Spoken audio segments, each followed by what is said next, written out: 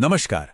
आज बात करते हैं भारत के एक ऐसे ऐतिहासिक कानूनी मामले की जिसका असर दुनिया भर में महसूस किया गया। ये कहानी है उस केस की जिसने हमेशा के लिए एक देश के संविधान की आत्मा की रक्षा की। तो इस पूरे विश्लेषण की शुरुआत ना एक बहुत बड़े सवाल से करते हैं। सोचिए, क्या एक चुनी हुई सरकार इतनी पावरफुल हो सकती है कि वो उस संविधान की आत्मा को ही बदल दे जिससे उसे खुद शक्ति मिलती है? बस यही वो सवाल है जो इस पूरी कहानी के केंद्र में है। तो बात है 1970s के शुरुआती दौर की। भारत में ना एक तरह का टकराव चल रहा था। एक तरफ थी संसद और दूसरी तरफ सुप्रीम कोर्ट।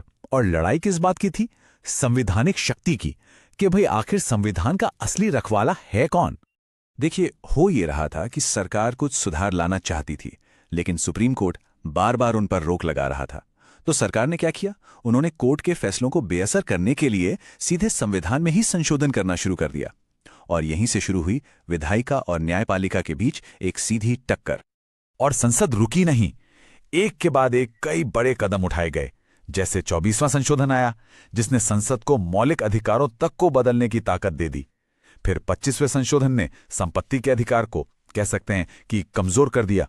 और 29वें संशोधन ने तो कुछ कानूनों को जुडिशियल रिव्यू यानी न्यायिक समीक्षा के दायरे से ही बाहर कर दिया। मतलब हर कदम इस टकराव को और बढ़ा रहा था। अब इस पूरे संवैधानिक महासंग्राम के बीच में कहानी में एंट्री होती है एक ऐसे शख्स की जिसके बारे में किसी ने सोचा भी नहीं था। और यहीं से इस कहानी का एक बिल्कुल नया चैप्टर शुरू होता है। इनका नाम था स्वामी केशवानंद भारती। केरल में एक मठ के प्रमुख थे। हुआ ये कि सरकार के जो नए भूमि सुधार कानून थे, उनकी वजह से उनके मठ की जमीन हाथ से जा रही थी। तो ये उनके लिए सिर्फ जमीन का मामला नहीं था, ये सवाल था अपने धार्मिक संस्थान को चलाने के अधिकार का। तो देखिए, स्वामी जी की याचिका शुरू तो हुई एक पर्सनल प्रॉब्लम से, लेकिन देखते ही देखते ये एक राष्ट्रीय सवाल बन गए। उनकी याचिका ही वो मंच बन गया जहां संसद और सुप्रीम कोर्ट के बीच चल रही इस बड़ी लड़ाई का आखिरी फैसला होना था। अब आता है कहानी का सबसे क्रूशियल मोड़। अदालत का वो ऐतिहासिक फैसला जिसने भारत के आने वाले कल की दिशा ही तय कर दी। तो अब अदालत के सामने सबसे बड़ा सवाल ये था कि क्या संसद की संविधान को बदलने की शक्ति अनलिमिटेड है? क्या उसकी कोई सीमा ही नहीं है? क्या संसद संविधान के किसी भी हिस्से को, यहां तक कि उसके फंडामेंटल प्रिंसिपल्स को भी बदल सकती है? मतलब क्या वो पूरे संविधान को ही नए सिरे से लिख सकती है? इस केस की गंभीरता का अंदाजा बस इसी बात से लगाया जा सकता है कि इसकी सुनवाई के लिए 13 जजों की बेंच बैठी। ये भारतीय इतिहास की अब तक की सबसे बड़ी बेंच थी। तो जाहिर है ये कोई मामूली केस तो बिल्कुल नहीं था।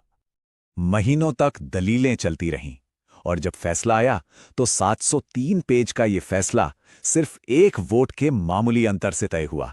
सिर्फ एक वोट। सोचिए, देश का भविष्य सचमुच एक धागे से लटका था।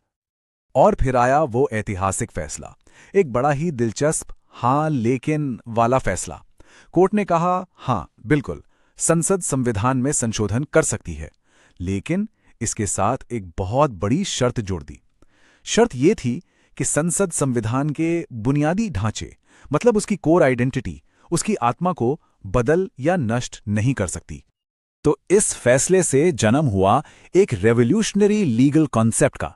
चलिए अब जरा समझते हैं कि यह बेसिक स्ट्रक्चर या बुनियादी ढांचा आखिर है क्या। तो ये बुनियादी ढांचे का सिद्धांत का मतलब बड़ा सीधा सा है। इसका मतलब यह है कि संसद संविधान में सुधार तो कर सकती है, पर उसे पूरी तरह से बदलकर कुछ नया नहीं बना सकती। ये एक तरह से संविधान की आत्मा के लिए एक सुरक्षा कवच है। इसको ना एक और आसान तरीके से समझते हैं। मान लीजिए कि संविधान एक बिल्डिंग है।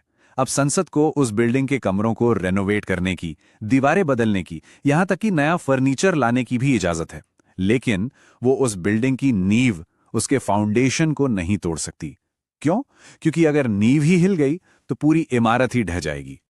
तो फिर सवाल उठता है कि इस नींव में आखिर आता क्या क्या है। देखिए, कोर्ट ने कुछ मिसालें दी, जैसे कि संविधान की सर्वोच्चता यानी कॉन्स्टिट्यूशन इज सुप्रीम, एक रिपब्लिकन और डेमोक्रेटिक सरकार का होना, सेक्युलरिज्म यानी धर्मनिरपेक्षता, शक्तियों का बंटवारा और जुडिशियल रिव्यू यानी न्यायपालिका की समीक्षा करने की शक्ति। ये वो पिलर्स हैं जिन पर भारत का लोकतंत्र खड़ा है।